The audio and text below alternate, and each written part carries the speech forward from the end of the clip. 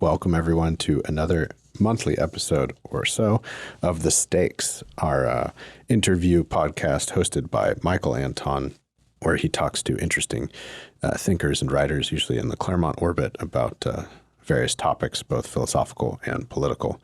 Mike, of course, is a lecturer in politics and research fellow at Hillsdale College's Kirby Center in Washington, D.C., also a senior fellow at the Claremont Institute. You'll find him often writing for the Claremont Review of Books and for The American Mind. And this episode, he sits down with executive editor of The American Mind, James Poulos, and they talk about Mike's recent essay from about 3 weeks ago or so, maybe a little more than that, maybe a month ago, on spiritual warfare and Machiavelli. What can we learn from Machiavelli for our times now? So they talk about that. They talk about priestly authority, corruption.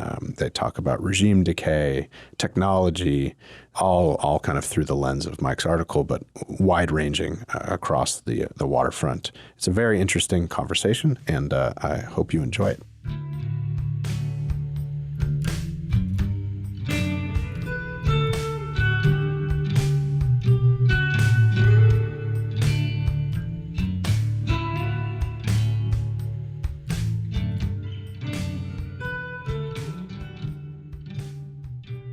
Thank you, Ryan. And I thank the Claremont Institute for hosting this again. And of course, I thank my Hillsdale College, my employer, and my home base, which gives me, in addition to the ability to teach students and pass along all the things that we loved, that we love and learned, including, for my case, Machiavelli, also gives me the freedom to, write things like this and publish them. And with that, we'll get into it. So I've chosen James to do this because the piece that we're talking about, which was called The Art of Spiritual Warfare, published on The American Mind, was really James's idea. It was my idea in the sense that the thoughts behind it had been kind of rumbling around in my head like billiard balls for 10 or 20 years. But we got into a text chat over Memorial Day weekend.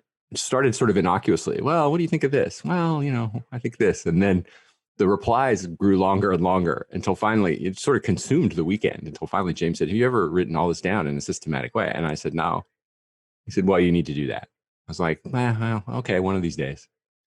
And then I got kind of, as I say, pretentiously aping Socrates in the Apologies. I was possessed by a daimon, or, a demon. Or the Greek is just sort of an unknown god who told me, you must write this right now. And so I just wrote it. I just started writing, and I couldn't stop writing until I finished, and we kicked it back and forth with James. I showed it to some other people, and we probably spent a week or 10 days on it and published it. And it was the kind of thing that, it reminds me of this old economist joke that I first read in a book by Thomas Sowell, where a guy goes to a street cartoonist and he's, caricature artist. And the artist draws him a caricature, a beautiful caricature. The guy pays him $20. And the guy sort of caustically says, the customer says, $20 for 10 minutes worth of work. And the other guy says, yeah, well, 10 minutes and 20 years. In other words, I couldn't have written it that fast had I not been reading this book and thinking about exactly these themes for that long. But because of James, when I got prodded, it poured out in a systematic way that I had never thought of putting it together. So thank you for that, James. Well, it's my pleasure. It's also my job. So that feels good. We live in a time when flattery and phoniness is such an important part of the way people process information and encounter one another in real life that I find it difficult to be unstinting with praise for fear of it seeming to be as fake and manufactured as all the other sort of public relations stuff flying around. But I really do think that this is a significant work and puts a finger right on one of the most important issues that anyone who's trying to figure out what's going on and how to make it through on the other side has to reckon with. Much of the legacy of modern philosophy, and I'm sure we'll get into this, is looking pretty polluted, pretty corrupt right now. And that's a special problem for America, which, unlike most other countries and unlike most other civilizations, really traces its origin point to the modern era. And if modern answers to enduring questions don't quite work the way they used to, then that's a special problem for America, and one that Americans need to pay special attention to solving. So, okay, that's a good entry point to a controversy that's more in the center of the piece. That is, to what extent, I mean, these are old Straussian, West Coast Straussian controversies. To what extent is America modern, purely modern? But I think before we get to that, let me step out. And then to what extent is modernity the result purely of thought, of philosophy? Is it a conscious choice? And I think we should go into all of that. But before we get to that, the basic thesis of the piece, I'm not going to assume that everyone who's listening here read it. So I'm going to state the thesis, which is that Machiavelli is both a philosopher and a kind of pseudo-political actor, or I don't mean pseudo in a negative sense. I mean, he's not political. Well, actually, he was political. He had a government job, a senior, but a government bureaucratic job for 14 years. He got fired when his boss was fired and the regime he worked for was overturned, the Florentine Republic. He spent some amount of time trying to get a job back and he never succeeded. And after some time, hard to say exactly how long, a year or two, he just realized this is never going to happen. I got to move on. Now, he was already writing books. So, the Prince purports to be a job application. Please hire me. I've written this book. It shows how much I know. If you read it, you'll see that I'm invaluable and you'll hire me. That did not work. We don't know if there's a story that he tried to give the Prince the book to an actual prince and the prince didn't care. That story may be apocryphal, hard to say.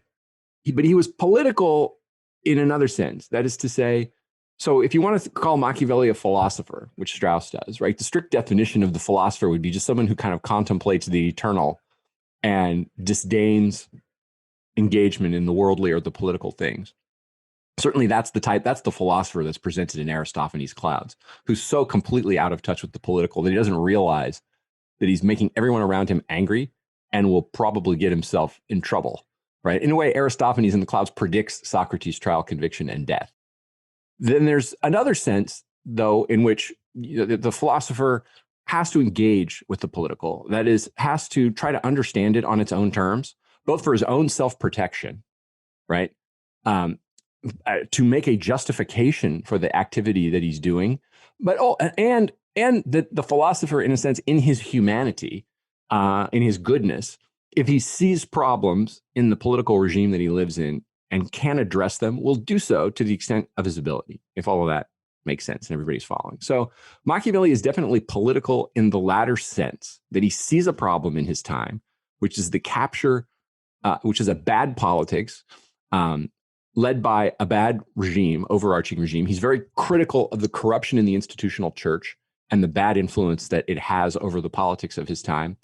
And he is also, as a philosopher, he's worried about thought essentially being imprisoned within a doctrine, and he wants to liberate it. So he wants to liberate politics from the bad influence of the institutional church, and he wants to liberate thought essentially from theological or monastic supervision. And in order to do that, he wages what I call, it is not original to me, is Leo Strauss's term from Thoughts on Machiavelli, 1958. Machiavelli doesn't use the term, but Strauss does. He wages a spiritual war, a war of words and ideas and memes, if you will. You might say that Machiavelli invented the meme with a lot of his metaphors and stories before the visual meme came in. But anyway, he wages this spiritual war to liberate both. And to my way of looking at it, he succeeds. Now, so I thought, okay, look at the similarities between what he faced and what we face, right? We definitely have a completely corrupt politics. And thought is imprisoned in a kind of intellectual orthodoxy. We can call it what we want, wokeism, sciencism, but it's fake and stupid and wrong and intolerant and so on. And it needs to be liberated. And the twin challenge of liberating politics and thought seems to be so similar. And since Machiavelli succeeded in my judgment, I thought, what can we learn from his strategy that we can apply to our own situation? And so the piece takes a while to get there, to the strategic lessons, because I think I have to go through stages of the argument. And in any event, I did go through stages of the argument before getting to the strategy. But that's the basic thesis of the piece. Can we learn anything from this guy about how to get out of the ditch that we're in? And my conclusion is tentatively, yes. I don't think we can necessarily port all his lessons one for one. The 16th century is quite different than our time. There's so many differences, but the similarities are many and striking that I think we still can learn by looking at his actions. Sorry to go on a little bit there. No. So we have to deal with the religion question, right? I don't know if this made it into the final piece. There is a bit about Machiavelli dividing the human race into three categories: those who know, those who think they know or pretend to know, and those who do not know. Yeah. And so by that schema, it's sort of philosophy directed toward mastering science that creates or defines the class of those who know. And then there's like the many, there's the people, and that's the category of those who don't know. And so then sort of by default, like the category of those who think they know or pretend to know is the religious. So in ancient Greece, that category was occupied by the poets, according to the sort of Straussian interpretation of Plato. And so, say a little bit about how that is a dynamic which looks much different to us now as we're trying to figure out sort of how to uncorrupt our regime. So I would say, look, I think you're getting that from Prince 22, and what he says is a little different. He says there are three kinds of brains: one that understands by itself, one that can be made to understand what others understand, and the third that can't understand either by itself or with assistance. And he seems to mean, that the one that can understand by itself is the philosopher, i.e. himself, who can think through an argument from premise to conclusion without assistance. The middle type of brain is the person who can be taught. And then the last is the many who simply have to be managed or ruled. I used that, my interpretation of that, not that this is the authoritative or only interpretation, but I think one way you can look at that is Machiavelli is saying it takes this super rare type of person, of which I think he counts himself as the philosopher, to think through issues from the beginning. So this is an important distinction to make in Machiavelli's work. I'm definitely with Strauss on this. And I just reread for the second time Heinrich Meyer's book on thoughts on Machiavelli. And while I have some disagreements with Meyer's conclusions, and I'm sure there are many things I didn't quite understand in Meyer's book, his basic point is that at his innermost core, Machiavelli is no less a philosopher than Plato or Aristotle or anybody else. And that's what he cares about the most. Even as he acts politically in the real world, he still is this sort of transcendent thinker dwelling in the eternal with Plato and Aristotle and others. So, but the philosopher can understand, and insofar as through his humanity, he wants to affect salutary change in the world, he needs to work through others, right? And that's part of Machiavelli's strategy, is he can take the type of brain that can't understand by itself, but that can understand what others understand, or at least part of it, and instruct them and use them as his instruments. And he refers to those metaphorically, and I use the term in the piece, as his captains, right? He's the sort of he's the general or the overarching, he's the big boss, the capo di tutti capi, not a phrase he uses, just to be clear. But and he instructs them, and they act under his orders, but with also a measure of their own latitude and authority. Well, so Machiavelli says that there are two ways of interpreting Christianity, or really living it out. One in accordance with strength, and one in accordance with weakness. Strength or virtue, or virtue in Machiavelli's language. And so it would seem at first blush that what he's suggesting is that true philosophers are needed to sort of educate the religious as to how to ensure that their civilization persists in a world where violence and strength can never be removed from the equation. Yeah. But instead of writing a book to the Pope, he writes a book to the Prince. And these categories were a little bit porous in Italy at the time, so that's something we can take into account. But the Machiavellian project isn't a project of educating religious elites. It's a project of educating a different kind of elite. Yeah. This gets to the heart of a really serious and important controversy that I do address in the piece. And I notice I've been criticized a little on this for eliding categories and things. I'm not sure if people think I did that deliberately or if they think I did it because I'm dumb. But if we may be blunt, if the first or second or even fifth reading of Strauss's thoughts on Machiavelli, if one wants to read it that often, one will come to the conclusion, A, that Machiavelli was simply an atheist, and B, that he wasn't merely anti-clerical. He wasn't merely anti-corruption in the institutional church. He just thinks the world can live without religion, and he wants to get rid of it. I think if you read Strauss a lot more carefully, Machiavelli's position is quite a bit more nuanced than that. And this is where Strauss's student, Harvey Mansfield, is helpful in his great commentary, Machiavelli's New Modes and Orders, a commentary on the discourses that I doubt many people have read, partly because it's just really hard. But Mansfield is a little more open in saying that Machiavelli does not wish to dispose of or conquer or destroy Christianity, but he does wish to reform it. He is anti-clerical, that's for sure, certainly the way clerics were practicing their trade at the time. But most important, he wants to bring religion under political control, because in Machiavelli's view, religion is not serving the needs of man in the here and now. It is antithetical in his time, that is to say, in the 16th century, and for some time prior to that, religion had not been serving the needs of man in the here and now. He thinks he can reform it in a way that it could do so again. And part of that project is that phrase that I quoted and I discussed at some length, where he contrasts our religion interpreted according to idleness or weakness and interpreted according to virtue.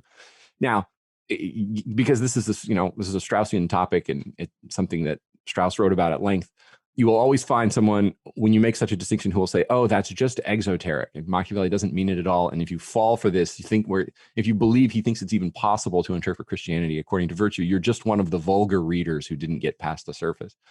Okay, I accept that a lot of people believe that. I accept that I'm not going to talk them out of that.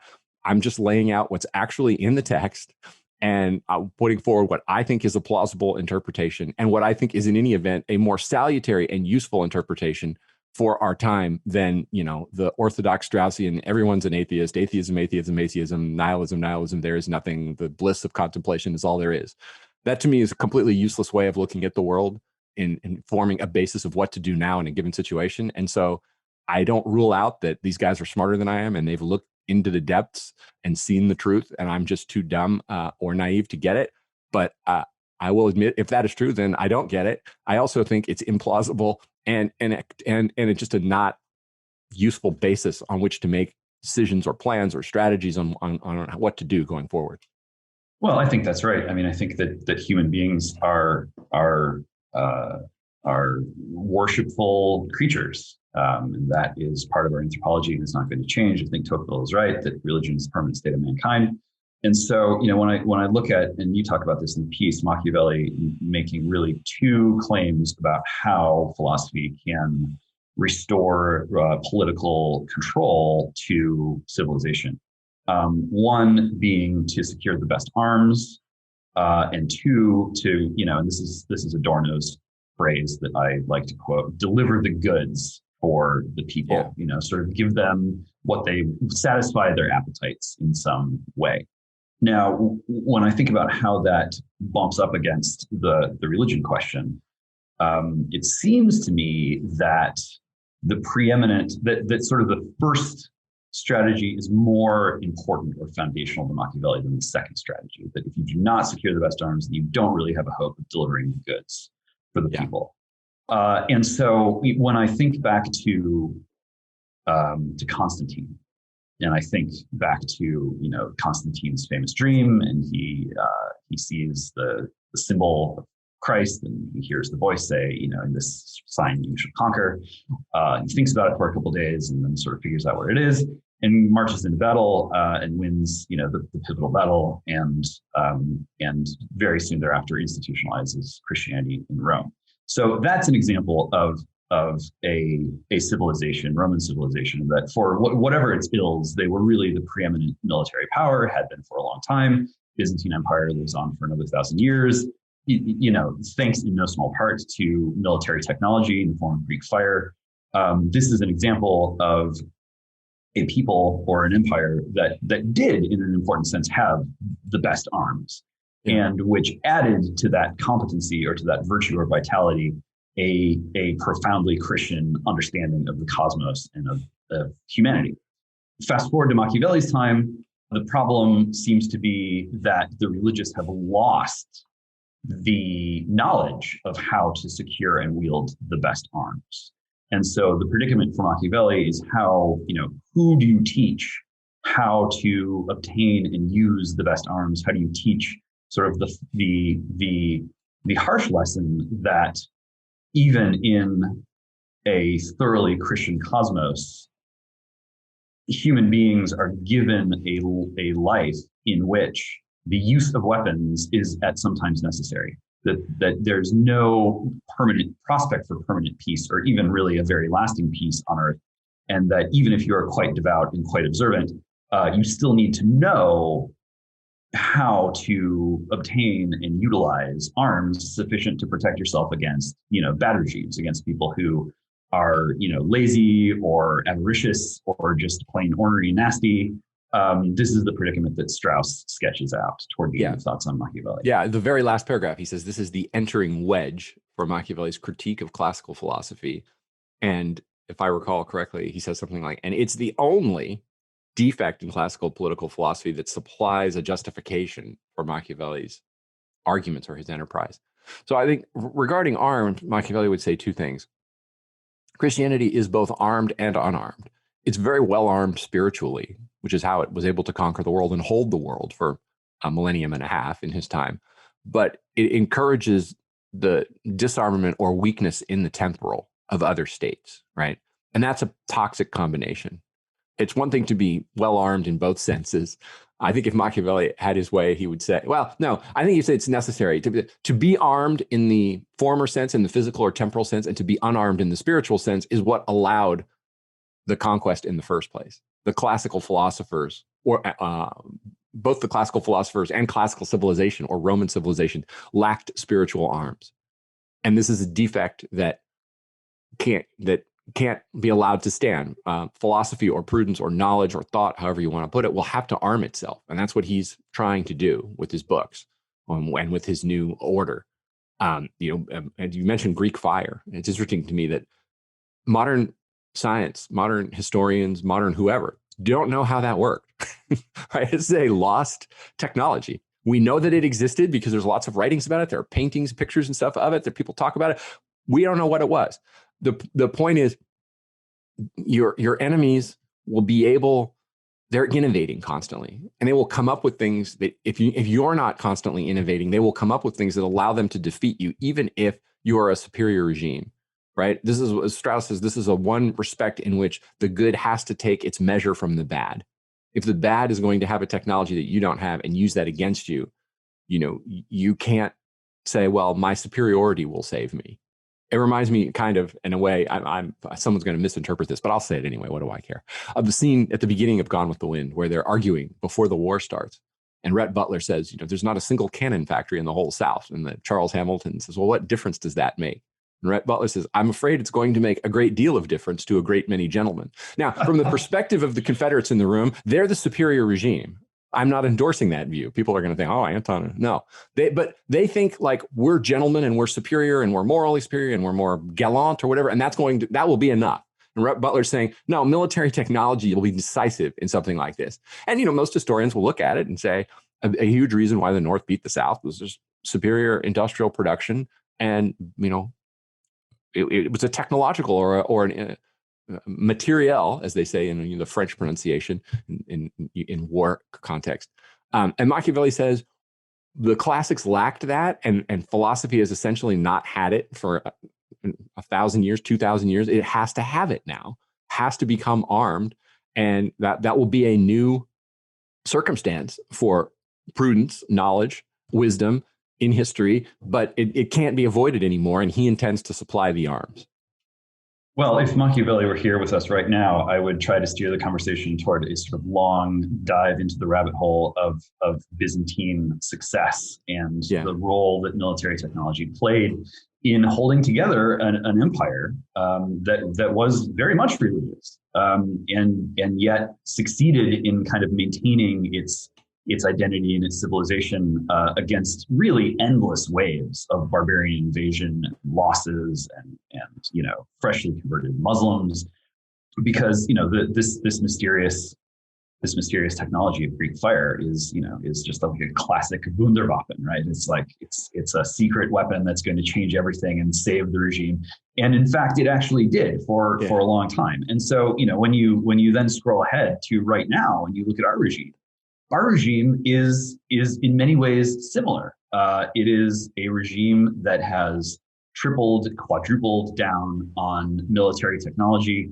It is a regime where I think in some respects it's quite fair to say that sovereign power rests with the military-industrial complex, and that it is the state or the regime that has really captured technological innovation. The things that people enjoy or don't enjoy that are so technological in the way they've reshaped our lives are characteristically things that have been spun out from military technology, military R&D. Although, in one sense, that strategy has led toward the institutionalization of the United States as by far the most dominant military power on Earth, which would seem to be, a classic case of the regime securing the best arms. And yet, this technology seems to be developing now in a way that is outside the hands or the control or even supervision of the people. And the people have to content themselves with being delivered the goods that spin out from this technological development. And yet, what do we see as the result of those two phenomena? An attempt to run Machiavelli's playbook in a sense. We see a corrupted and enervated populace, and we see a military-industrial complex that is failing to preserve the form of government that it is ostensibly there to protect. Yeah, I guess you'd have to look at this two ways. I think one is, what are the external threats to this regime? Now, I actually am skeptical that it honestly faces any.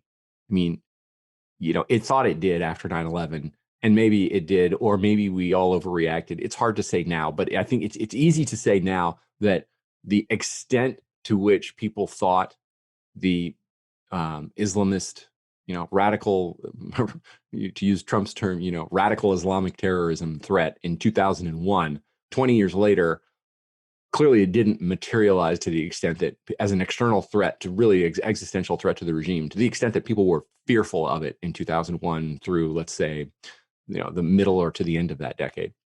Now, some could say, well, that's because we responded forcefully and tamped it down, and we gave the government all these new powers, and our technology got so good. Okay, well, maybe. Who else would be an external threat? I mean, Russia. Well, Russia has the ability to nuke the living hell out of the United States, which our military technology cannot prevent, either because that's impossible, as some say, or as friends of ours would say, because we deliberately declined to invest in missile defense technology that we could have done more R&D and research and built a real shield, and we didn't do it. Okay, China, also a serious nuclear power. The likely conflicts we could get into with China, it's not clear that we have the military technological edge anymore. So let's say there's a battle over Taiwan. Not clear that China, that the basic force projection pillar of the United States military technology is the aircraft carrier battle group. But that's based on the presumption that those aircraft carriers are invulnerable, that nobody can sink them because they're surrounded by Aegis cruisers and attack submarines and various things and technology that make them invulnerable. There are some who believe the Chinese have a missile technology that could sink a carrier, which, if that were to happen, would be the first time since the Battle of Midway in June of 1942. It would be quite a shock to the American psyche, I can tell you that. So, we have this technology. And I wonder what it's for. It's in a way, it's both too much and not enough at the same time. It's too much in the sense that, what are the real external threats that are coming for us? But if we're operating under the assumption that the foreign policy establishment does, which is that sort of, the American soil or Americans' national interest begins at 8,000 miles in either direction, and you can't give an inch there before it'll all immediately come here. Well, then you could argue that we don't have enough to preserve the forward posture, to use more national security geek speak terminology, that to preserve the forward posture that we built up. The balance of power in ways that's probably tipped in a lot of these. And if we got into if we got into a serious conflict with a serious adversary, it doesn't mean they could come and invade the United States, but they could, really spank us hard in one of these areas. Okay. The second point, though, is what if, golly, I hate to say this, but the world is moving fast and our thoughts have to keep up. What if the military technology is not really meant to protect against external threats, but is meant as a kind of Praetorian guard for the regime to preserve its power against what it perceives as internal threats? So the surveillance technology and the drones and the hand in glove posture between the national security state, intelligence community, law enforcement, with tech companies and so on. I mean, look at the way they colluded and collaborated after letting 220 cities burn throughout 2000, the summer of 2020, with arresting essentially, as far as I could tell, no one. And if they did arrest someone, they would let them go the same day without bail. They put a national dragnet out for everybody who was involved in, they could dig up in January 6th, and arrested lots of people, many of whom are still in jail, haven't had hearings, in solitary confinement, being treated appallingly. And as we read from our friends at Revolver News, including former Poob, Darren Beatty, who was on Tucker Carlson the other night, it appears that, we'll see, we'd like to see more investigation. We'd like to see some clarity here, but it looks like the very national security apparatus that says this was the greatest threat to democracy in the history of democracy was in on the action on January 6th.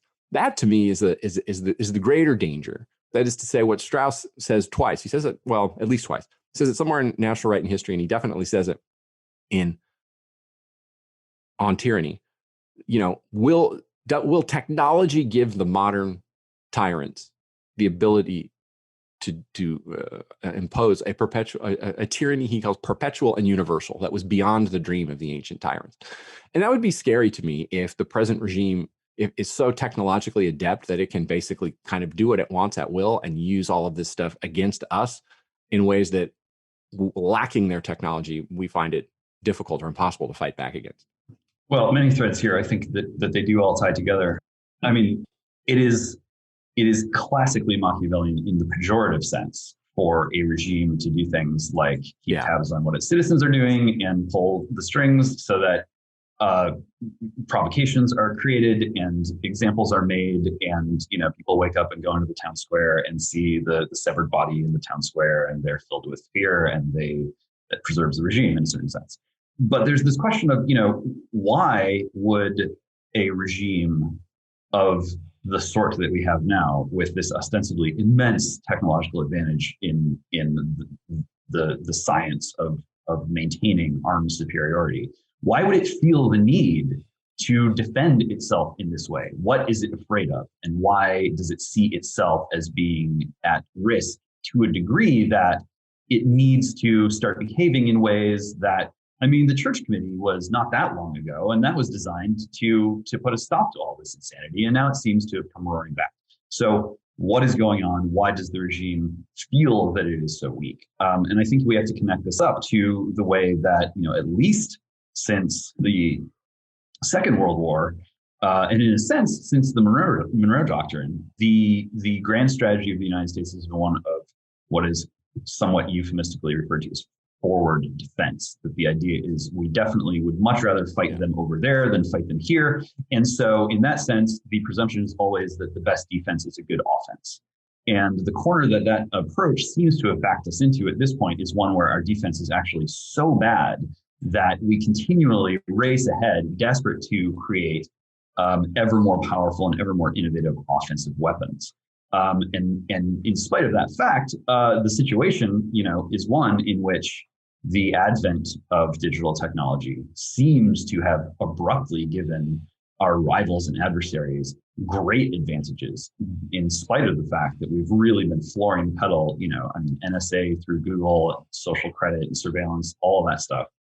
It doesn't seem to be doing the trick. And so if the American people are confronting a situation where, in the sense you described, we have both too much military technology and not enough, that seems to call into question the implicit social contract, which neoconservatives, at their best, I guess, or at their most principled, were very disciplined in advancing, which is, look, we fight the wars over there, and it's important for us to have this interventionist military policy so that we don't find ourselves in these kind of classical regime predicaments where you're having to get involved in more or less fighting a sort of low-grade conflict within the domestic territory of the country. Well, by too much and not enough, what I mean is, we have 11, unless my count is wrong or they've retired a ship and I don't know about it. We have 11 carrier battle groups, I believe. These big flat top aircraft carriers. Depending on how you define an aircraft carrier, and there's a lot of ways to do it, you can either say that no other country in the world has any because ours are they're so much larger and more capable. Or you can say there's, the French have one and the Chinese have one or maybe two, and that's kind of it. Okay, what do they all do? So that's a case for too much, in the sense that, like, do we need them all, and what are they going to do? But the too little is if the point of the carrier battle group is to say to defend Taiwan from a Chinese invasion, but it can't defend Taiwan from a Chinese invasion because it would be sunk. And if our planners know that and they won't risk it on that scenario, then you'd have to say it isn't enough. That's before, of course, you get to the question of, why do we need to defend Taiwan? I mean, I know about the Taiwan Relations Act. I know the history. I don't want to get into it here. It'll take us too far afield.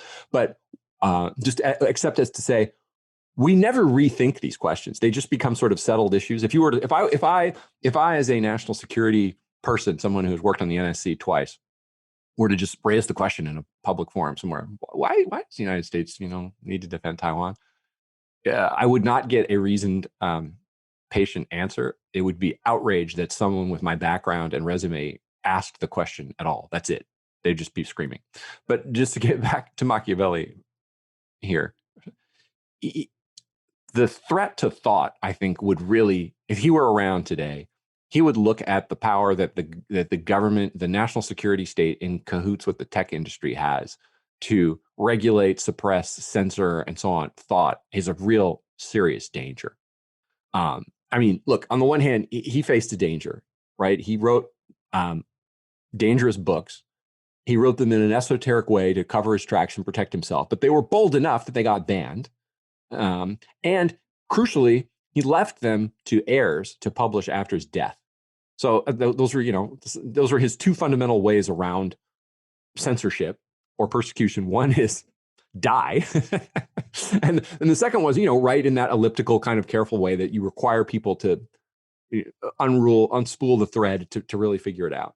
He didn't have to face any of the stuff that we have to face, and I'd be fascinated to hear what he said about it. But given how much importance I think he placed on freedom of thought, liberty for philosophy. I mean, he says at one point in Discourses, Book 1, Chapter 10, he describes the golden age of the Roman Empire as the emperors from Nerva to Marcus, i.e. the Antonines in the 2nd century AD.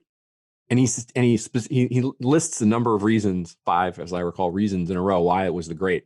But the central one is that these were the golden times in which people were free to state and defend any opinion they wished. So freedom of thought was to him the central reason for the golden times in human history. And so I think if you were to look at today with this new technology and its ability to really suppress, censor, and warp thought, shape thought, kind of pump out a mass narrative that gets wide acceptance, I think he'd be very alarmed by that. In one sense, it would seem familiar. It would seem like, I've seen this before. I've seen mass movements. But on the other hand, the technology, he would say, wow, this is beyond the dream of any adversary I ever thought of. Right. So you've got Plato behind you there, of course. The Platonic cycle of regimes is one that I suppose, in some sense, still many well-educated Americans are at least vaguely familiar with. But it seems like Machiavelli invites us to conceptualize different regime types in a slightly different way. So the Machiavellian prescription is, look, philosophy needs to team up with the people, in a sense, in order to educate and control religion. And the approach that our regime today is taking is, of course, quite different.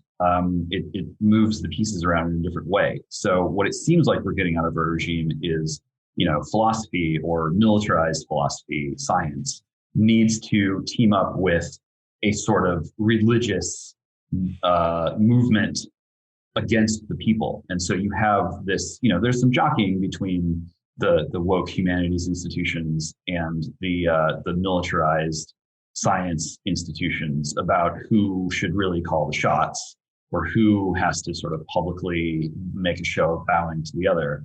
But in spite of the jockeying between these two factions, there's a lot of working together, and the plan seems to be to join their powers together in order to educate or control the people. The difference, though, that I see is that when Machiavelli talks about the people and the great, he's still pretty close to the classical analysis that, in every city, a city will be more or less homogenous. I immediately then caveat that with some of the chapter in Book 2 of the Discourses where he talks about Rome became great by ruining the surrounding cities and liberally admitting foreigners to citizenship. But keep in mind too, we're still talking about foreigners who are Italic, or as they would say at the time, togated peoples who are nearby. So they're pretty similar in culture. So he can easily envision then a city with essentially a more or less homogenous or similar mass of common people, all involved in agriculture or trades. The pre-Christian model of the city is also one in which everyone more or less worships the same God because it's the God of the city. And a few who are elite, and they can, aristocratic, great landholders, but also military elites and religious elites, right? Our regime, though, sees two peoples. It sees an enemy people. This is my interpretation, and a friendly people. And the friendly people are kind of, for lack of a better term, the blue coalition. Those are the good people. The good people, and it's a multiracial coalition, right? Because there's a lot of urban, semi upscale, professional whites and Asians in this coalition, and then there's a lot of the downscale, also urban, but the lower end of the socioeconomic spectrum. And that to them, that's their sort of their foot soldiers. That's their people, and they like those people. There's another people which they don't like, which they consider the enemy, for lack of a better term, the deplorables, right? But there's no one people in the United States that the regime tries to manage in the same way that Machiavelli, when he talks about the people, it means. I think for our regime, they distinguish between, they're good Schmittians in that sense. They definitely distinguish between friends and enemies. But the people is twofold, and one people is their friend and their base, and one people is their enemy and what they seek to attack, I think. Well, do you not think though that the goal is to restore, quote unquote, unity to the people, so that verily all shall live in the pod, all shall eat the bugs, you will own nothing and you'll be happy? Yeah, in my less charitable moments, I think their goal may be darker than that, what they have in mind for the deplorable side of the people that they don't like. Well, Let me put it this way, like, they were not concerned about the first drop in life expectancy among whites, and especially white males, in basically American history. And so much so that the two academics who discovered it had a hard time publishing the paper, and then were ostracized by the academic elite for bringing it up at all. So I guess an elite or a regime that wanted to unify the people and homogenize them, I would suspect that if it were made aware of such a thing, it would say, this is bad. What an unintended consequence of some policies that we thought were going to be good for everyone. Clearly, the remedy is going to be to, seek policies that will reverse these trends and, move things in the right direction and get life expectancies back up and rebuild communities and hopefully rebuild industries and give people hope and jobs. But they haven't said that. They've said the opposite. They've said, no, we are still all in on every policy that we have followed for the past 30 or 40 years, outsourcing and financialization and you name it, all of these things that have wrecked the traditional, middle American middle class. They want to keep going, which suggests to me that at a minimum, they don't care about unification or the fate of that part of the people. And in my sort of darker or more cynical moments, I further suspect that maybe harm is the point, is the goal. I hate to say that. I hate to think that. But, when all the actions point in one direction, you can't help it. At least I can't. Right. So two potential rationales for that black pill, right? One would be if you're the regime and you go, oh my God, we've lost the ability to really defeat any of our adversaries in the world. We tried to defeat those pesky radical Islamic terrorists. That didn't really work. We tried to take control of the Russian financial system after the collapse of the Soviet Union and democratize the Russians that way. That was a failure. And every time we try to reset relations with the Russians, they just sort of laugh at us grimly. We can't really defeat the Chinese anymore because if we pull ourselves into a war with China, we'll destroy our own globalization plan, and that will do irreparable harm to our own sort of regime. So if we can't really win a war until further notice anymore, then we're just going to have to turn to the people themselves. We're going to have to wage domestic war instead. That would be one rationale. Another rationale, though, would be, oh my God, we created these digital tools in order to give us, a permanent military edge over the world for all time. And they've kind of slipped out of our control, and they're having all of these effects on people's lives and reshaping people's psyches and transforming the nature of our political economy. And we need to get everyone on board with this because we've lost control of it. It's what's going to happen anyway. And population is going to crash. Deindustrialization is going to continue. 40% unemployment or more. People are going to have to lower their horizons and shrink down their lives. And if we don't force them down that road, they're going to rebel against us, and they're going to blame us for this turn of events. And ultimately, if our regime can't win any wars abroad, is it really capable of winning a war against a rebellious American people who don't want to have their lives reduced in this way? Boy, both of those are just awful, awful prospects to think of. I guess if I were going back to Nick, if I were to channel Nick, I think getting back to the piece in a sense, he would say, at least this is my interpretation of what he might say, is, okay, you guys, our side, you and me, and on all of our friends in Claremont and Hillsdale and elsewhere, that, this big network that we built, have a better understanding of nature than the regime does. And as Machiavelli thought that he did, and he thought that the philosophers that came before him had a better understanding of nature than his opponent did. And yet his opponent was in charge and he was the underdog, right? So, it's that age-old question: if you're so smart, why aren't you rich? If our understanding of nature is superior to the enemy's, why are they in charge and why are we the underdogs, right? He would say it's because you're unarmed, right?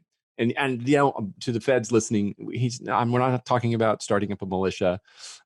He would say intellectually and spiritually unarmed, or especially spiritually. You may be well armed intellectually in having good arguments or a sound basis, but you don't have a way to defeat this enemy. You don't have a way to conquer it. You don't have a way. So how do you get that? And that's what the last section of the piece is about, just trying to derive those lessons. I could be a little even more specific or more blunt now, but think about what, I mentioned memes before, right? There was no, in a way, Machiavelli uses memes in the sense of he takes stories from Roman history and he uses them as metaphoric stand-ins from the, for the points that he wants to make. That's kind of a proto-meme. But technology, as powerful as it is for the bad guys, right? Our side has used it very, very effectively too, right? Machiavelli, one of his tools was ridiculing the institutional failures of the opponent of his time. Well, our side is pretty good at using memes to ridicule. So that's one way I think he would look at it and say, yeah, you're doing it right. This is how you gotta fight this. But we don't have control of the platforms. That's a major problem. So our job is then to, we need to figure out more ways. This is something that you do better than anybody. Jiu-jitsu moves that essentially take their technology and we repurpose it to our own advantage. And I think we're sort of in the very early stages of figuring out how to do that. Well, so let's work through your distillation or presentation of Machiavelli's strategies, because I do think that one reason why our ruling factions freaked out in the way that they did is because they built these digital tools with the idea that we created these things, so they're going to be our friends, they're going to be on our side, they're going to consummate our form of rule, the world is going to become more connected, everyone's going to become friends, it's going to make people docile, and more pro-social and give them a new way of being entertained and deriving meaning from that entertainment. And to a small degree, that started to happen in the early days of the internet, and then it all ended. It seemed to consummate instead in Donald Trump being elected and the bottom falling out of the sort of ruling faction's view of their place in the world and their strategy of consolidating a sort of global control. And so the reaction against not just Trump and Trump supporters, but this sort of how dare you betray us, Silicon Valley. We trusted you to create these tools to perfect our way of global control, and instead it's blowing up in our face. If you let this happen again, if you don't correct for it, we're going to take the toys away. We're just going to return them, to the Pentagon, to the NSA, or whatever. There will be hell to pay. And that that began to kind of open in the minds of the American people, I think, a recognition that even if you take the most sympathetic attitude toward the regime, like, okay, these are the people in charge, they don't want to lose, they don't want to be humiliated, they don't want America to collapse, no leader wants that kind of stuff to happen on their watch. Trump didn't, the deep state didn't. And it's just hard to look yourself in the mirror every day and continue to work hard late into the night, sort of toiling away, even if you're horribly mistaken, even if you have like the wrong intentions. It's difficult to endure that for very long. And so even if you take a very sympathetic view of the problems facing the regime, and even if you are willing to like excuse the excesses of the regime because they sort of created this monster and didn't know how to control it, the reality is that we're still looking at a regime that has become fundamentally monstrous. There's a monstrosity to the way in which technology has developed, and there's a further monstrosity to the way in which it's the regime, and in fact it is the military-industrial complex above all that are pushing the wokeness the hardest. It's like a friend of mine was fishing up in Alaska a couple of days ago. He said, I'm out in the middle of nowhere. I'm driving to, wherever it is that he's going to fish.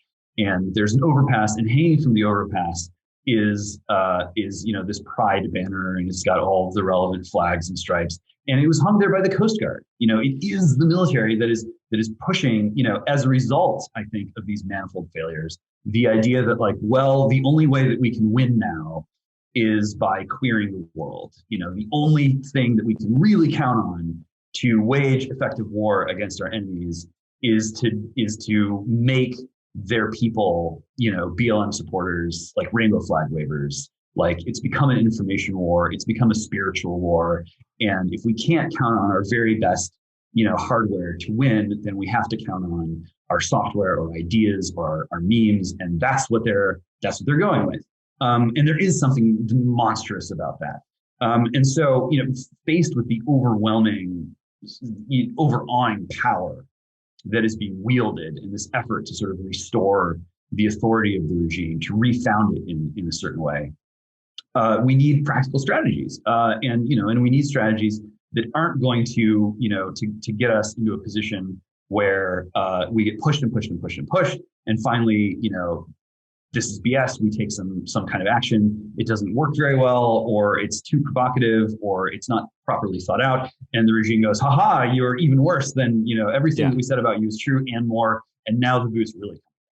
Well, I think they look for such an opportunity every day, and I think that's what they thought January 6th was, which is why it would be all the more sinister and to the extent that they were behind it. I mean, I await further information or confirmation, but it says something about the level of trust that people like you and I have in the state, that when I hear a story like that, my immediate thought is, oh, that couldn't happen. It is not, sorry, oh, that couldn't happen. My immediate thought is,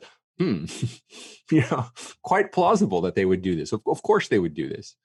No, I said this on I think several of the Roundtable podcasts, is, look, if you are the head of a major intelligence service in the world and you did not have boots on the ground on January 6th, you should be fired. You are flagrantly, you suck at your job, you have to go. And I mean, people should take this as a given. Yeah. Well, okay. In terms of, I completely agree. And in fact, what you said is embedded somewhere in the piece that I wrote, which is we do have a lot of people on our side with lots of energy that really want to get psyched up and make a charge, and at the expense of their own career, or worse, and who get frustrated with others on our side who counsel prudence and caution and call us names and say that we're, soft or cowardly or whatever. But Machiavelli is careful. I mean, as I said, look, first of all, he protected himself. So you can learn from his example. He didn't charge a machine gun nest and die a noble death. Assuming you can even call rashness noble. Aristotle would not call rashness noble. Rashness is a vice in the Nicomachean Ethics, as we all remember. So Machiavelli would counsel caution in that regard. Think it through. Now, if I may, just since I have the document open, I don't remember things as clearly as I used to. So we could just go through some of the points I made. The first is that he played a long game, and I confused a couple people, I suppose, on this point, because some people have said, well, is Anton saying that we have 100 or 150 years? And I don't think that we do. So that's why I say you can't take every point that I raised in the essay and port it one for one. I mean, but a long game does mean that, don't think, in our circumstance, I think a long game doesn't mean, yes, we'll get this all straightened out by 2150.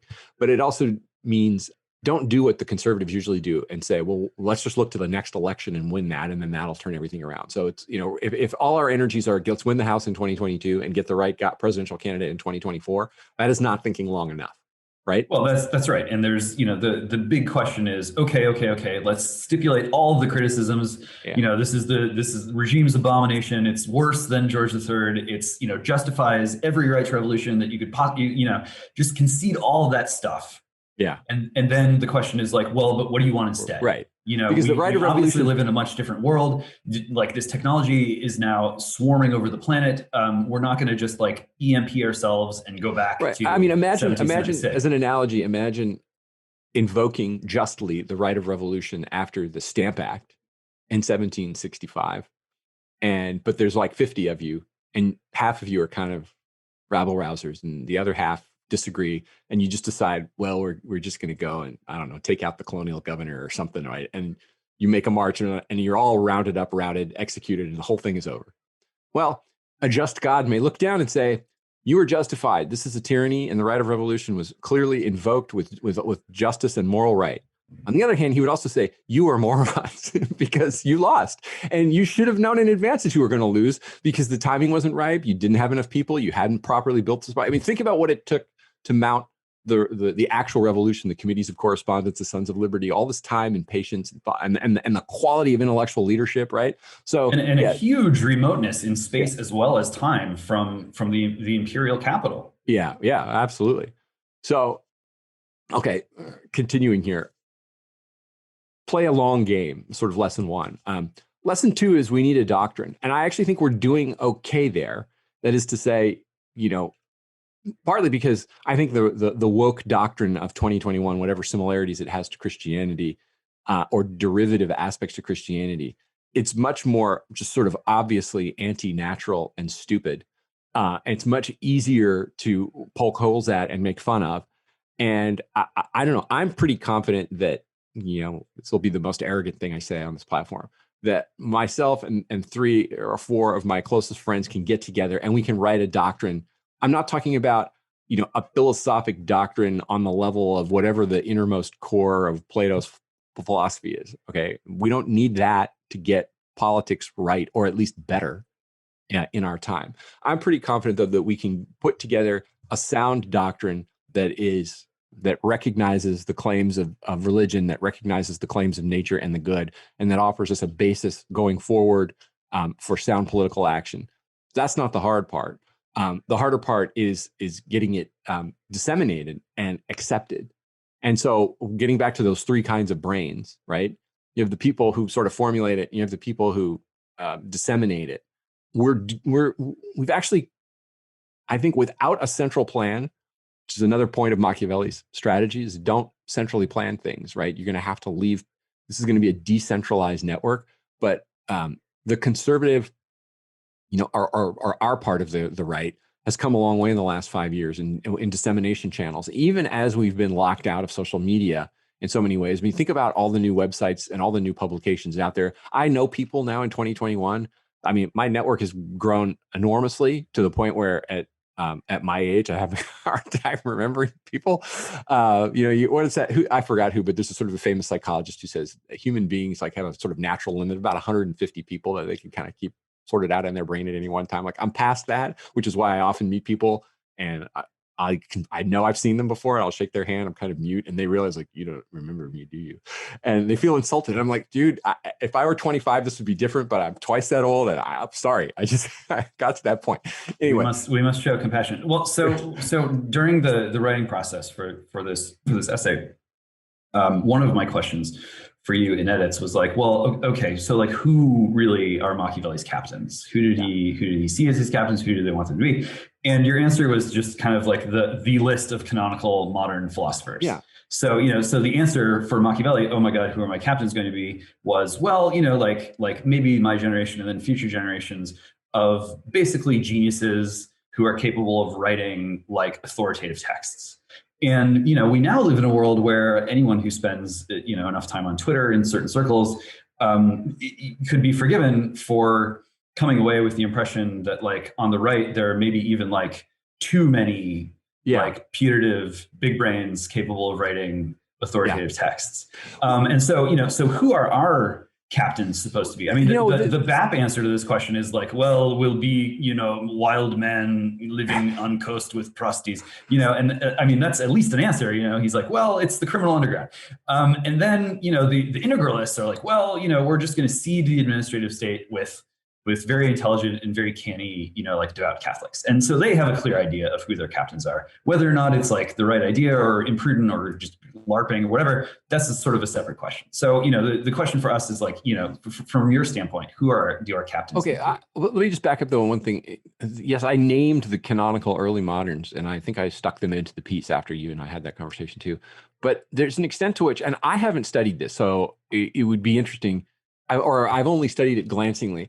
There were, a lot of people who are kind of forgotten now in the early modern period who were pamphleteers and not great philosophers. I mean, think of it like a Tom Paine, right? Tom Paine is not the equivalent as a brain of John Locke or Thomas Hobbes or Bacon or Machiavelli or Montesquieu or so on, but enormously influential. That's a kind of captain.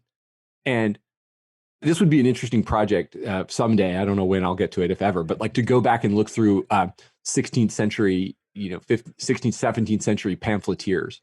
Somebody like Swift, who is remembered for writing what are definitely considered great books, also spent a lot of his time writing very polemical, topical stuff in his day.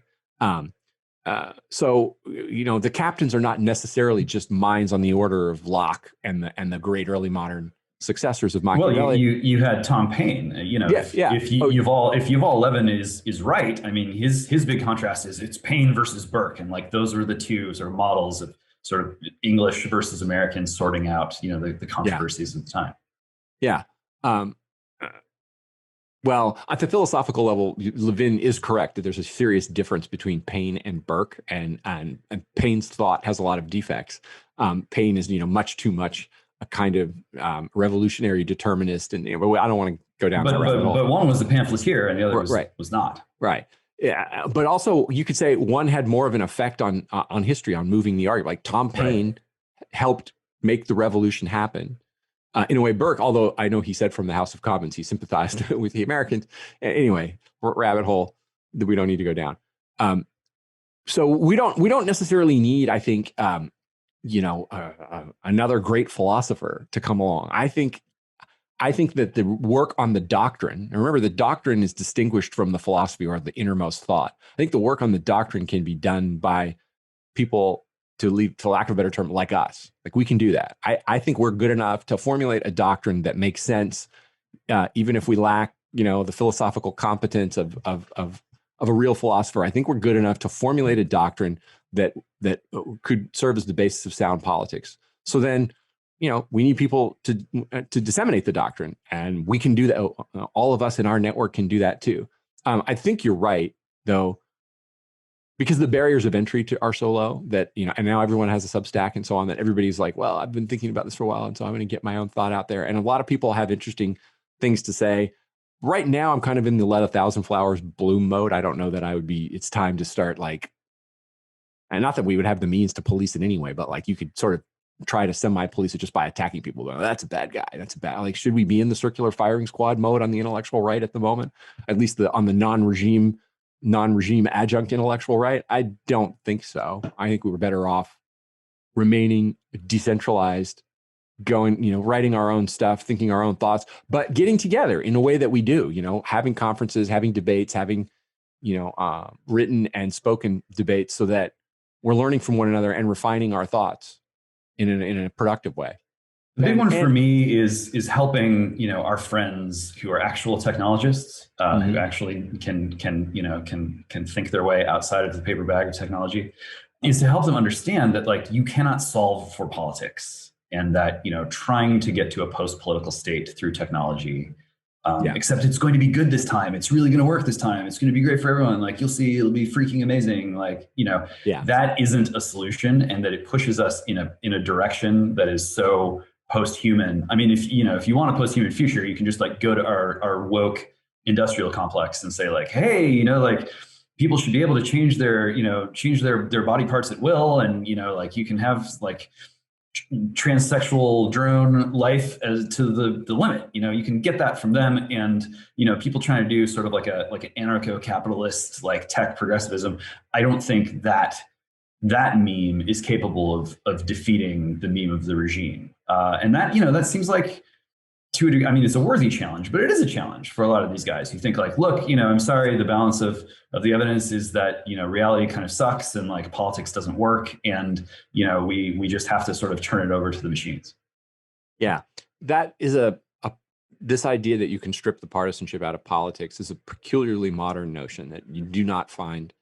That is a peculiarly late modern notion that you don't find in Machiavelli. You don't find in any of his successors. You don't really find until the 19th century, and it crops up before the technology that we're talking about now. But the technology that we're talking about now does intensify this notion greatly, or it intensifies the belief in that notion in some people, including some of our friends who I just think I just can't agree with on this point, that there is a post-partisan or a kind of administrative or technical or whatever term you want to use, or purple solution to our problems. I'm very much an ancient on this point, that there are certain political divisions that never go away. They shift and they change and they morph over time. They take on different forms. They take on different outward appearances, and sometimes they take on different inner meanings, but they never go away. The only way they can only be papered over by a kind of top-down tyranny that I would hope all of us, including some of our friends who believe in this nonpartisan vision, would not want to see. Although some of our friends are pretty open that they wouldn't mind it that much, as long as it weren't like, as long as it's not the tyranny of the present regime. And even if you are inclined to think that the situation that we're heading into has perhaps more in common with medieval times than ancient times, Christianity isn't going to just be vaporized. We're not going to go back to pagan life, I don't think. Even in the medieval era, you still had, despite it being an era of kings and emperors, you still had fundamental divides over political authority. You had the investiture crisis. You had other things playing out in Byzantium, and there's always going to be divides in the regime, and that's probably one reason why a mixed regime remains a superior option.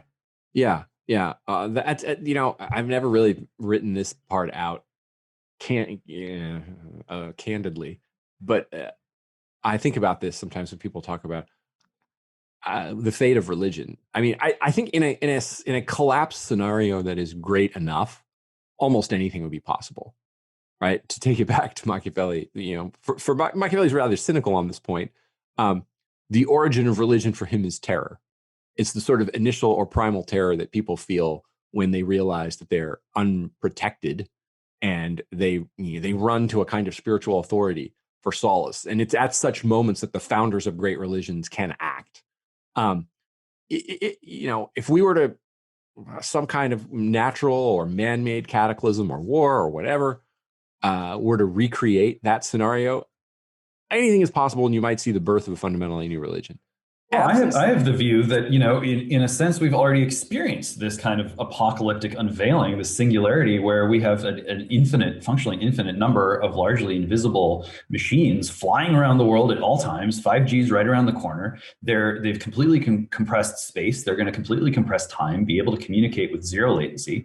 And, this is already spawning this kind of religious movement of wokeism, something where people are like, what can we possibly do to reclaim human space and time? And the answer that they're working with is like, well, we'll just program the bots to be, to practice our religion, to be as woke as we are, and to ensure that everything that happens is sort of sufficiently ethical. I think that's already underway. Oh, that does point to an interesting problem that Steve Saylor has brought up a number of times, where AI, recognizes patterns that wokeism says you're not supposed to notice. And the Yes. tech people have not figured out how to make the AI, ethical in that sense.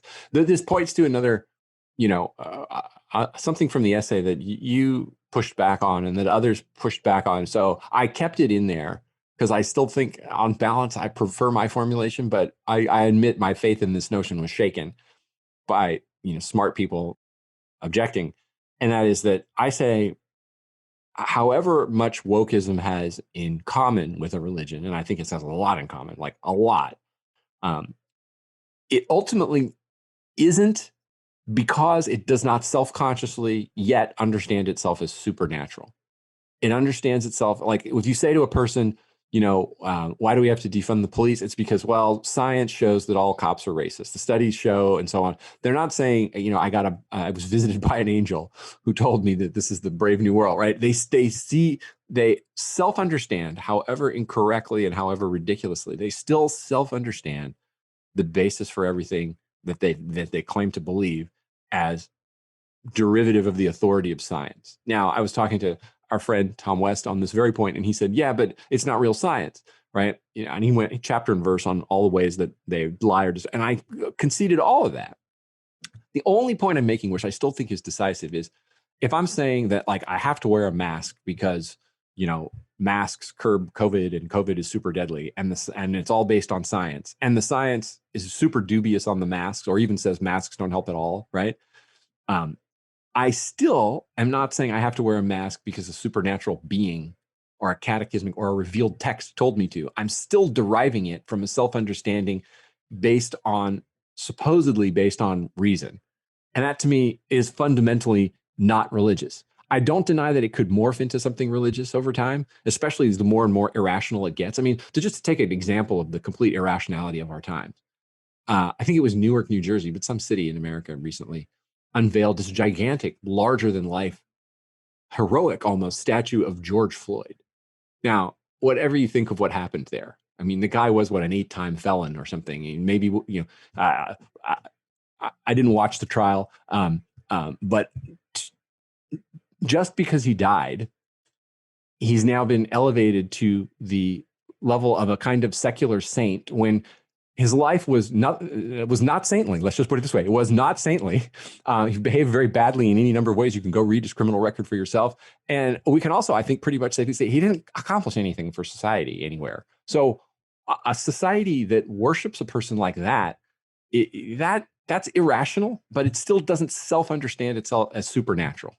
Well, I think that you are, I'm not going to say that you're wrong, but I am going to suggest that I am right to claim that, it's what is emerging is a belief as a matter of faith that whiteness is sinful and blackness is salvific, is pure.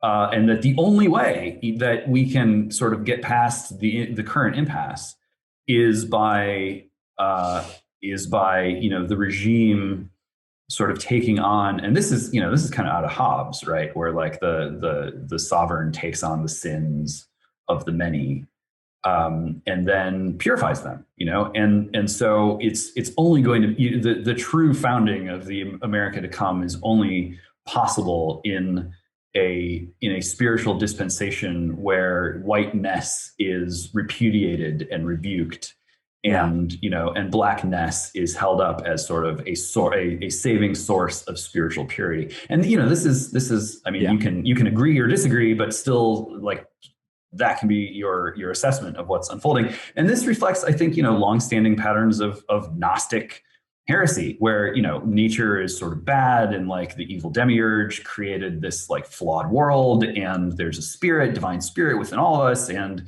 the only way that we can really be pure, be redeemed, or be who we really are is to turn against nature, to use science, or to use politics as a way of breaking nature's grasp, breaking the prison of nature, so that the equally emancipated spirits of all can be free. Yeah.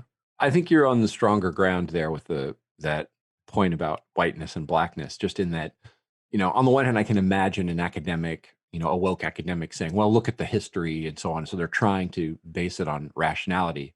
But then I'd say, well, okay, the history doesn't prove that anything is intrinsic. So how do you prove that the spiritual purity of the one and the spiritual depravity of the other is scientific based?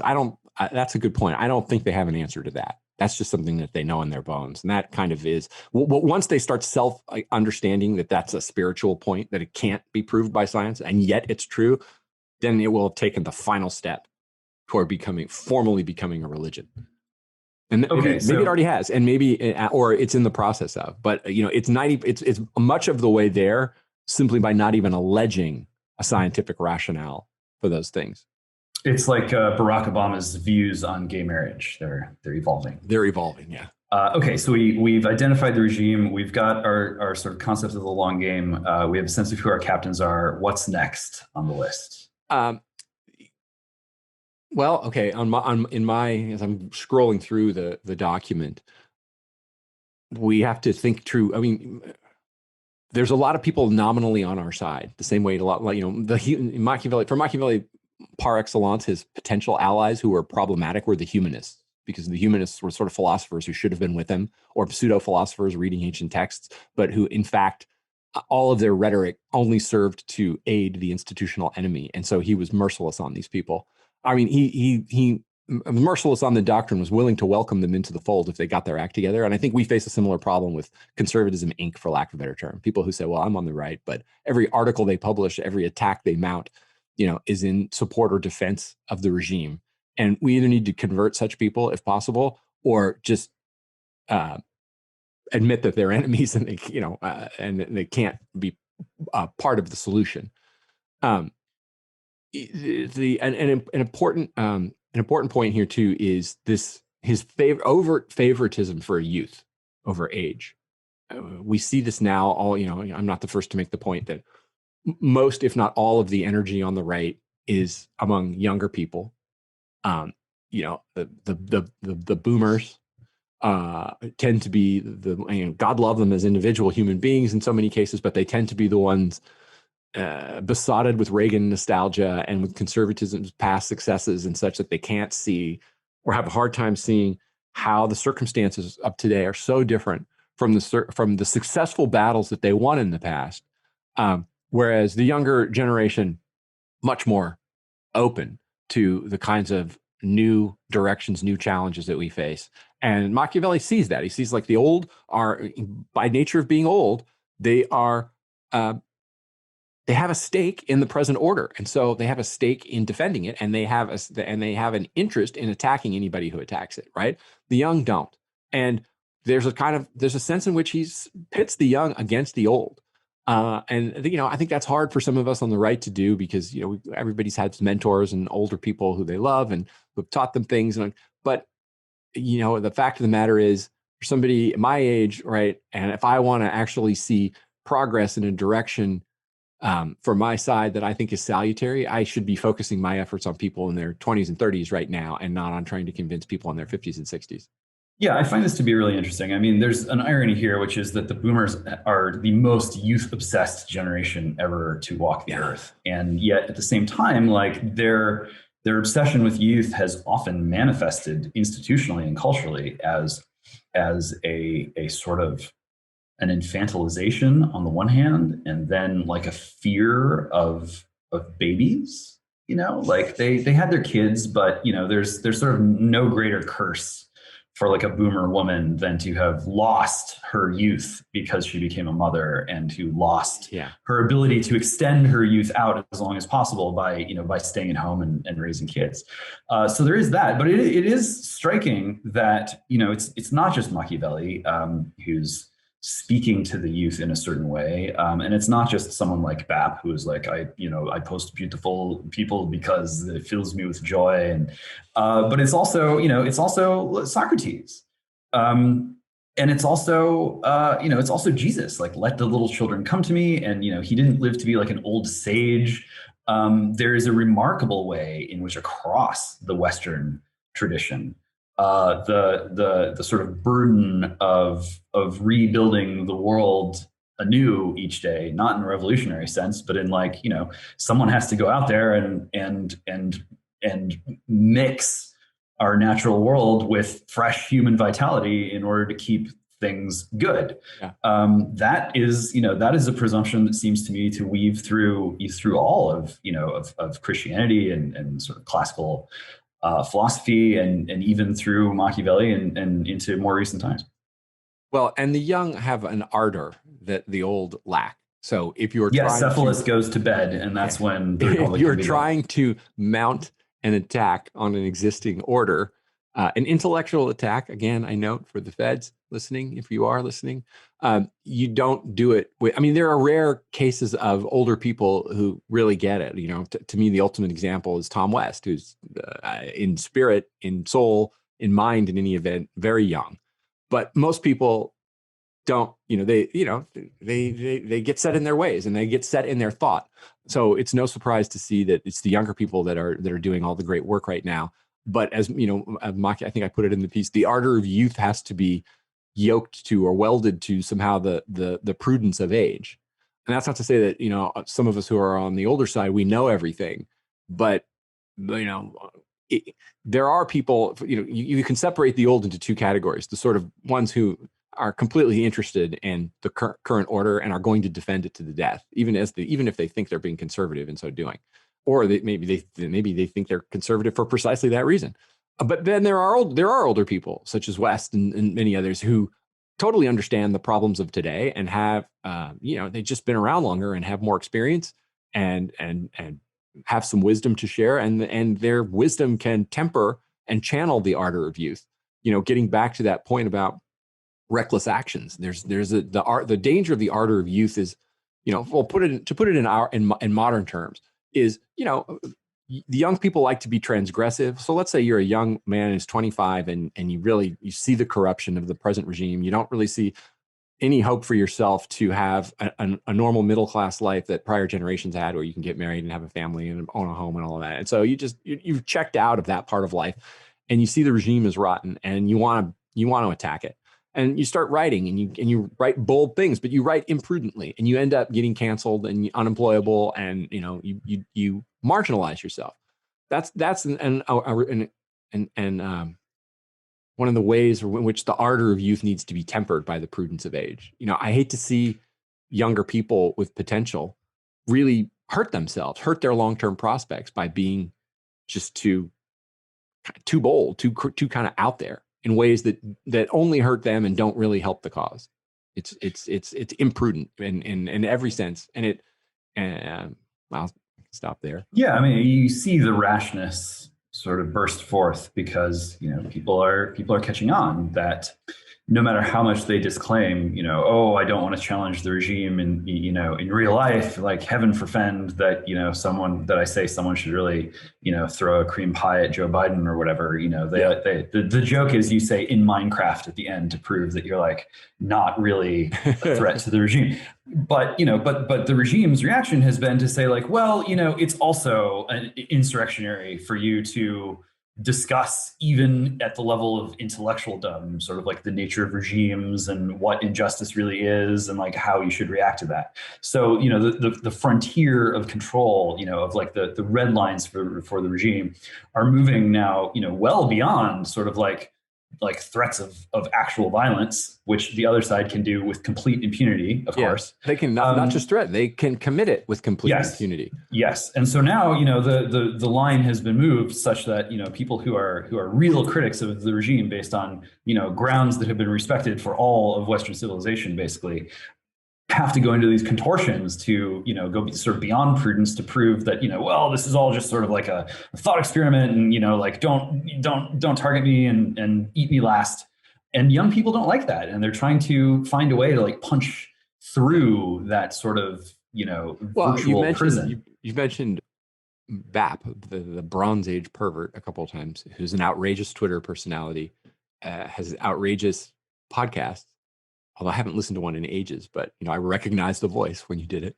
And had an outrageous little book, which I reviewed for the CRB, I guess 2 years ago now, right? And I say it in the piece, it's super successful precisely because it's so not normie. It's so transgressive.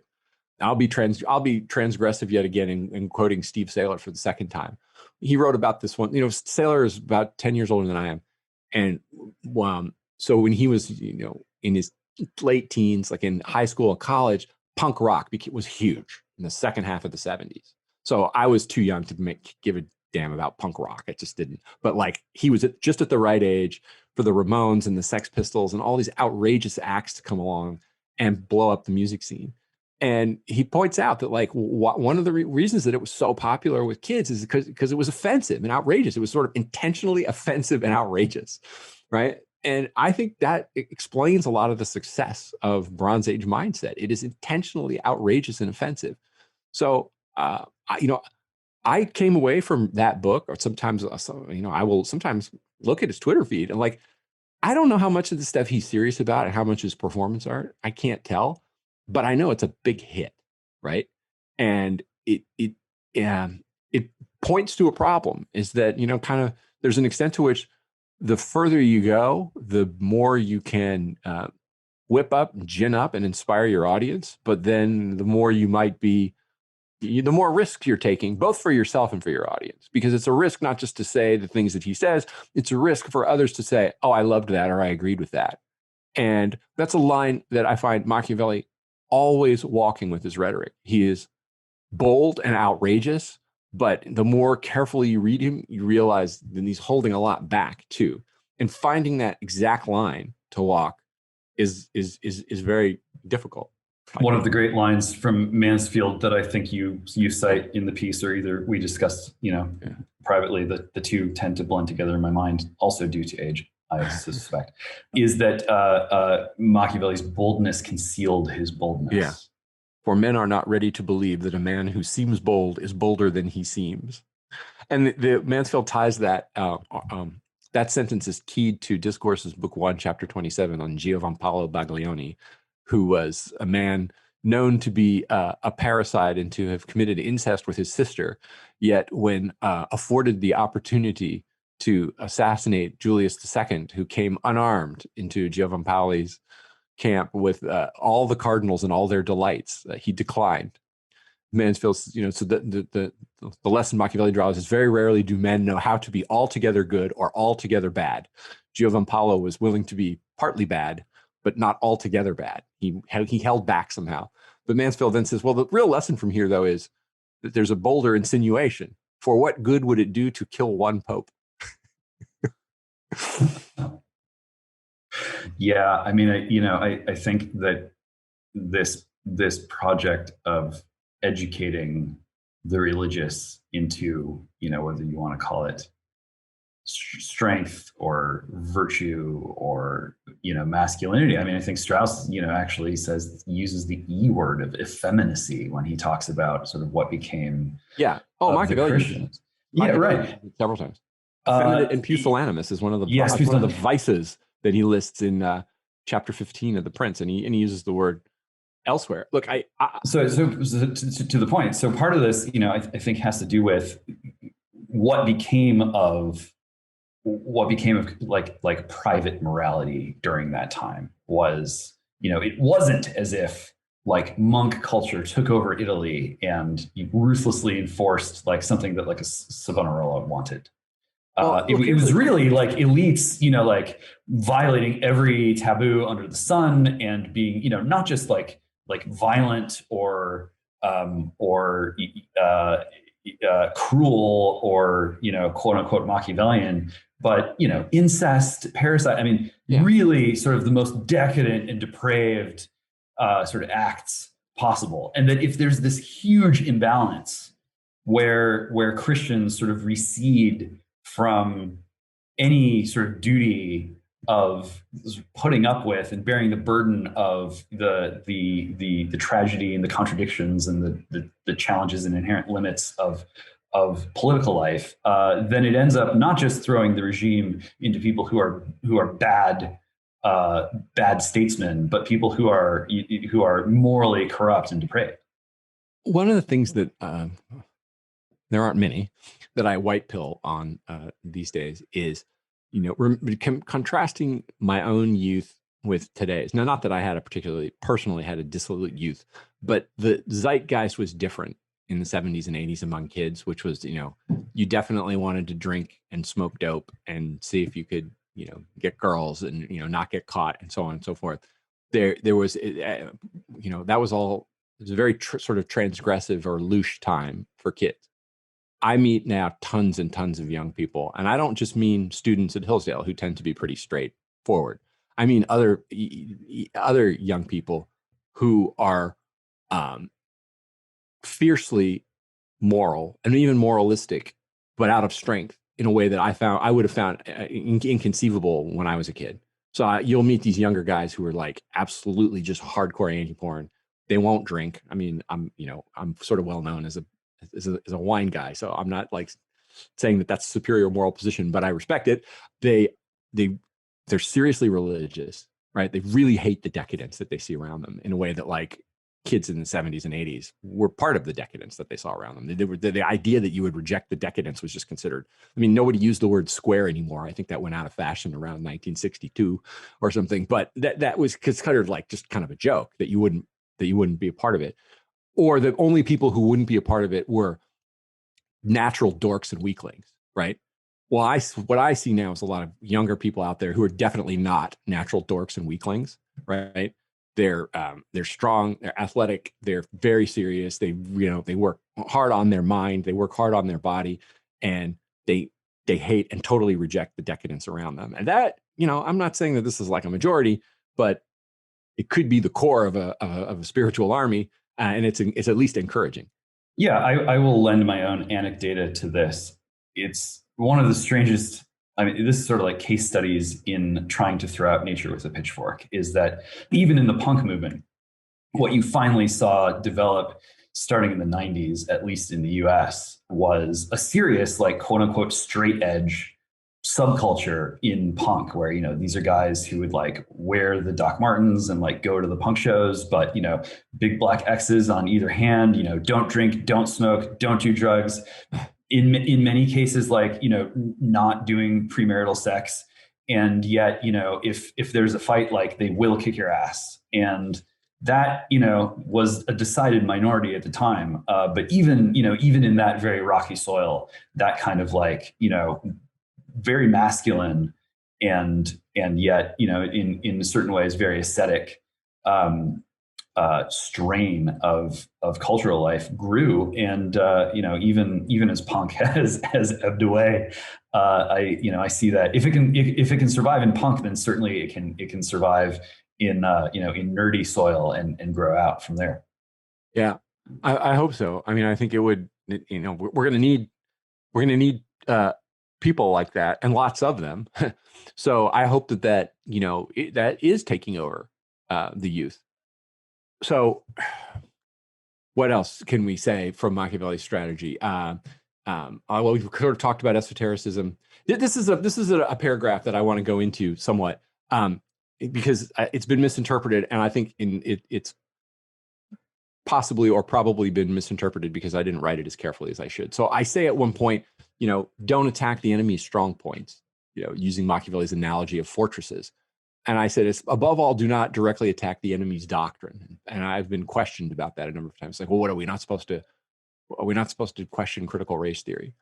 And I said, well, I did say uh, attack where the walls are crumbling and attack indirectly. I think critical race theory is not the core of the enemy's doctrine. It's an epiphenomena and is a weak point that we should be attacking absolutely furiously.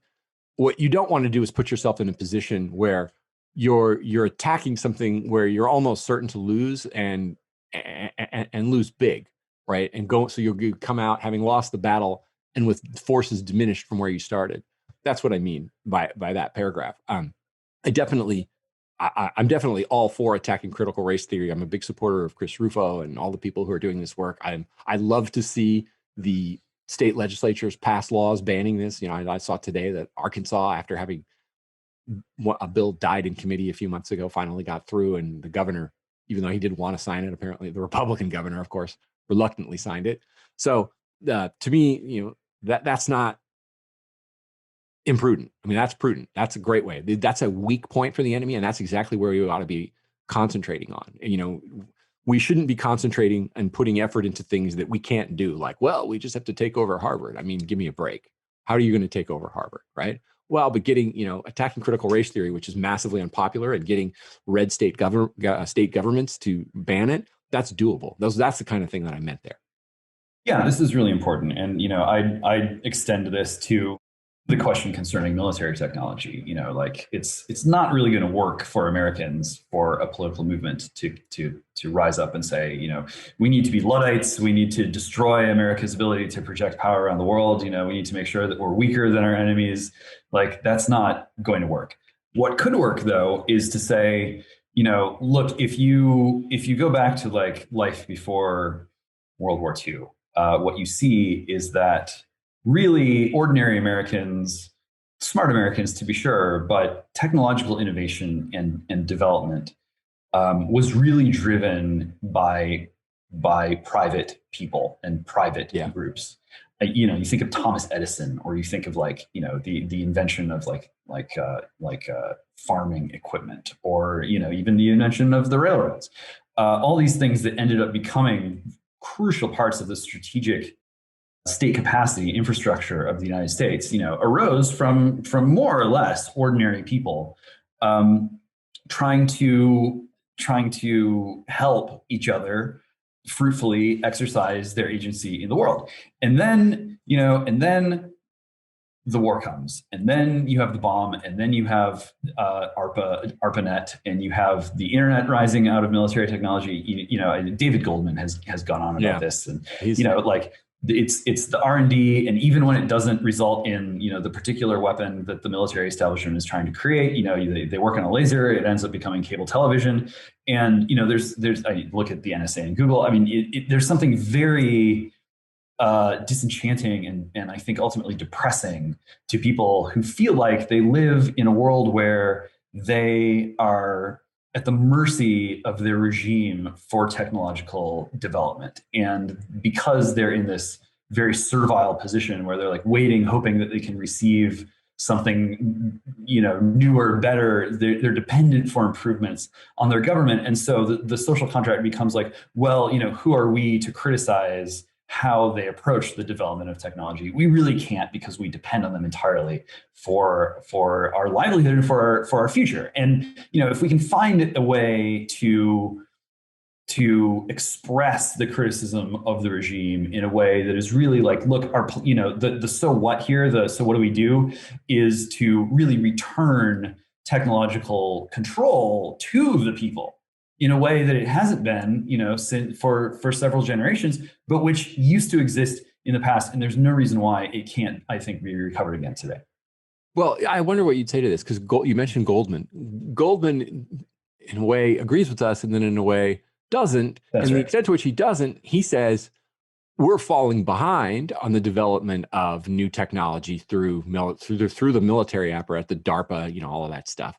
And the way to catch up, both with China and other peer competitors, but also to supercharge the economy, is to pour tons and tons more R&D into this, which I think you would say, and I probably would agree with you, is that, may solve a near-term problem or may not, whatever. But let's stipulate that it would. We should already be concerned enough about the long-term problems it creates because of the long-term problem it's already created. And so why do we want to do more of that? Well, I was just at a conference with David, I guess, last week. And, we discussed this at length. And he was frank. He said, this doesn't make me happy. I find it to be quite disturbing and quite frightening that, it seems like our only chance at not being, swamped or boxed out by the Chinese, if we want any hope of having any influence over, how the digital world is structured, and if we don't want to be sort of under siege, then we need to do the only thing that has shown any ability to work, and that is pump huge amounts of money into R&D. Now, what he will say, and using the example of the cable TV thing, is his view is, look, a lot of this stuff, it's more about the research than the development, and the ideal is that you prime the pump for research that only really the state can afford to conduct and is capable of organizing. And then you try to keep as much of the development outside the hands of the military industrial complex, which is now, coterminous with the intelligence community, or Five Eyes, whatever, this internationalized sort of Borg. So you try to get as much of the development down and out into the private sector as you can. And, maybe he's right. I hope that things haven't advanced to such a point. But it's right that, I'm looking to make the strongest argument possible that we don't have to kind of adopt that as a counsel of despair, and that, there are ways of building parallel institutions, where enterprising Americans who have their lives more or less together can create and value culture amongst themselves, without being slavishly dependent on a financial system that has totally debased the currency, no end in sight, just magic money unto death, and an intelligence security state that has put us in a very servile position with regard to our relationship to technology. All right, so this may bring it full circle. We began, or nearly began, by saying that the necessity of keeping pace with military innovations is the entering wedge that allows Machiavelli his critique of classical political philosophy, that classical philosophy lacked spiritual arms and so was able to be conquered spiritually, and now philosophy needs spiritual arms. When I close my eyes and dream of a future, I'm not saying that this is a likely or even possible future, but it would be a nice future. I dream of in America in which let me put it like we're not constantly innovating for the sake of innovation. Things just don't. The economy just doesn't radically change from year to year to year. Conditions don't radically change. Certain things about the country look the same 10, 20, 40 years apart. You can look backward and recognize it, and you can hope to look forward that your kids will recognize it, and so on. There's a certain amount of continuity. Is that, however, should I, as a student of Machiavelli, be embarrassed at having such thoughts and realize the necessity of this constant innovation? Because if we try to go for that, measure of stasis, for lack of a better term, am I just inevitably opening up this new? Let's assume that we could create that country or recreate that country. Is it naive to assume that we wouldn't be swamped by some military, technological / foreign threat, and so we have to keep on the innovation treadmill? I don't know. It's a good question. It's, in one sense, I think, the question. It's certainly the question that Heidegger was thinking about. And Heidegger, did hardly saw the worst of it, I'm sorry to say.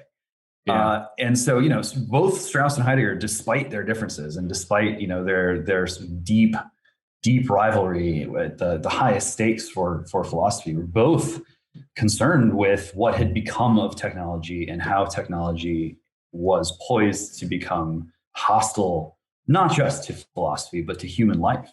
And, I think that in spite of the fact that there are still nuclear weapons, in spite of the fact that, I think Gary Wills is right in his book Bomb Power, that, the creation of the atomic bomb, ripped us away from the basics of our form of government and invested the executive with, the power to destroy the world and all of life on. I'm sort of a nuclear, aficionado type. I've done a lot of studies on it. I thought I read most of the big literature, but I don't know that book. So. Yeah, it's pretty brief. And obviously there was a reason why we went down the atomic road. And we can sort of argue about that, but it is what it is. And the reality is that we have not had a nuclear war. Yeah. In spite of it all, like the great powers found a way to sit down and say, we're not going to do this, and we're going to work hard and do the work to make sure that it doesn't happen. And I think that the only way out of this mess, the only way to avoid sort of being sucked into the post-human, black hole, is for statesmen of the great powers to sit down and say, look, despite serious differences, despite the fact that we're each and all going to find very different ways of ensuring that our civilization can survive the digital transformation, we need to do with digital what we did with nuclear. And we just need to accept that none of us are going away anytime soon, that China isn't going to become part of the US, and Russia isn't going to stop doing things that Americans think white people shouldn't do. And we just have to accept that there's a certain baseline pluralism in the world, and that pluralism is going to manifest in different kinds of controls, different kinds of approaches to digital technology. Different countries, civilization states are going to be catechizing their bots in different ways.